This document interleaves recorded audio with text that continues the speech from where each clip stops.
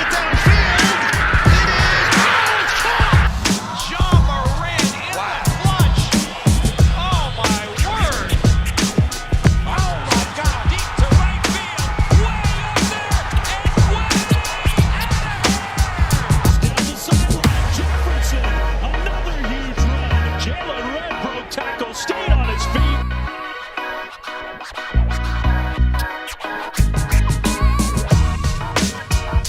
Welcome back to Blake's Take, everyone. Hope you're having a fantastic day. And NBA Finals Game 2 continued to show the resiliency of the Phoenix Suns. This team stays poised throughout the entire game, and they are ready for whatever comes their way. With two masterful coaches in Monty Williams and Chris Paul coach on the floor. The key was the Suns got even better in this game, while the Bucks got worse. The Bucks came in knowing they had to stop the pick and roll, making the adjustment from game 1, and they were fairly successful early on, as Jrue Holiday was hedging screens and harassing Chris Paul in the full court, forcing an uncharacteristic 6 turnovers. But the Bucks can only do so much until CP3 catches on and makes the adjustment to your adjustment. Once again, he worked to make Brook Lopez look uncomfortable up top.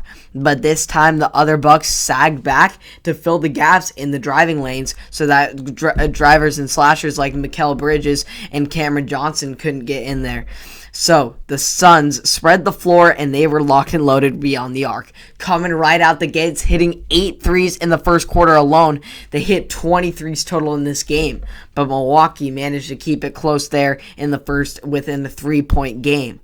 However, the second quarter was where the defining moment in this game was found, as Chris Middleton and Jrue Holiday went 0 for 11 in the second quarter, something you cannot do, especially as the Suns take advantage of their opportunities, their shooting struggles, because they went on a scoring spree of their own, highlighted by 14 points and some Harlem Globetrotter type ball movement at the end of the quarter, which gave the crowd lots of energy to send off these Suns into the locker room. Insane ball movement that reminded me of the early 2000s Spurs and the Greg Popovich, and that just shows the great coaching abilities and great team chemistry that the Phoenix Suns have.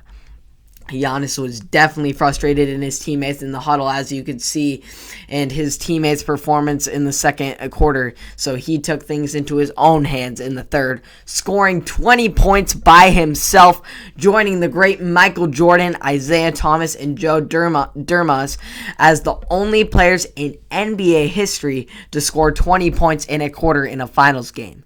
Giannis is sensational. That is not questioned at all. Coming off a hyperextended knee, coming 2 games later of your first NBA Finals, putting up 20 and 17 in Game 1, pretty solid, and now a just historic, marvelous, masterful 42-point game showing in Game 2. But the Bucks continue to come up short due to the lack of consistency from their other players who they pay loads of money to in Chris Middleton and Jrue Holiday. In Game 1, Chris Middleton had a solid 29, but Jrue Holiday scored 10 on poor 4 of 14 shooting. Game 2, neither Jrue Holiday nor Chris Middleton were better. As Jrue Holiday, he did play aggressive on defensively, but offensively, he just did not shoot a whole lot better than in Game 1, scoring 17 points, but hitting only 7 of 21 field goals. Chris Middleton was 5 of 16 for just 11 points in Game 2, forcing Giannis to carry an even heavier load on his sore left leg. Giannis can only carry the load so much, though, and he is human, so he does need some rest, especially when coming off an injury like that. Unfortunately, though, it seems like he can't even give it a rest, as every time he comes off of the court, the Bucks fall apart, just absolutely fall apart.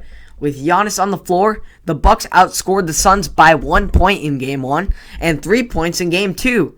When he sits, though, they've been outscored by 27 points across the 2-game span.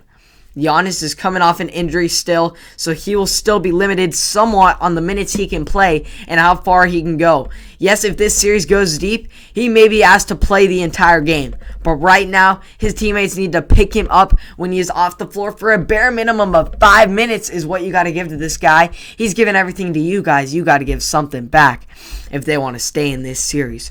More importantly, though, heading back to Milwaukee, it is critical that the Bucks win both Game 3 and 4 rather than splitting, because as we know, coming back 3-1 is incredibly difficult, not impossible, as we saw with LeBron, and has only happened once in that NBA Finals with LeBron coming back to the Cat to top off the 73-9 historic, one of the best regular season team of all time in the Golden State Warriors.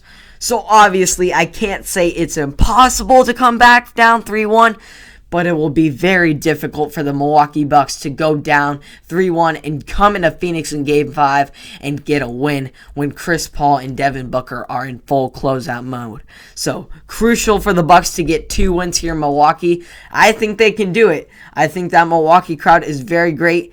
Game 3 is crucial, obviously, because if they go down 3-1, 3-0, we know the history there. 0-3, we know the history there. No team has ever done that, and I don't think that the Phoenix Suns would drop 4 straight. So I don't think that's what's going to happen for the Bucks. I think they'll snag Game 3, but I think the Game 4 is the defining moment in this series, because if they win Game 4, this series is tied. Heck, we do head back to Phoenix, and that's where the Bucks could take the 3-2 lead, or the Suns could bounce back, which I couldn't analyze Game 5 after I haven't seen even Game 3 or 4. So Game 3 will be crucial. I think the Bucks will take that one. I think they'll go in Milwaukee, have some motivation, have the crowd hyping them up. It's their first finals in 47 years, so that'll be an important, crucial game for the Milwaukee Bucks. In Game 3, I think they're going to win, and they'll get that. But Game 4, it's going to be defining in who wants it more in this series, because if they do that, this game could go 6 or 7 games and the Milwaukee Bucks could win, but they have to win Game 4. Game 4 is the key game in this series. I'm not trying to overscape Game 3, but I think Milwaukee has a lot of potential and grip on that game from what they've shown in their ability to win at home in the postseason. So we'll see how it goes, though. You can catch all of the coverage of the NBA Finals and much more sports analysis here on Blake's Take on Apple Podcasts, Spotify, and or YouTube. Hope you all enjoyed, and I'll see you all in the next one.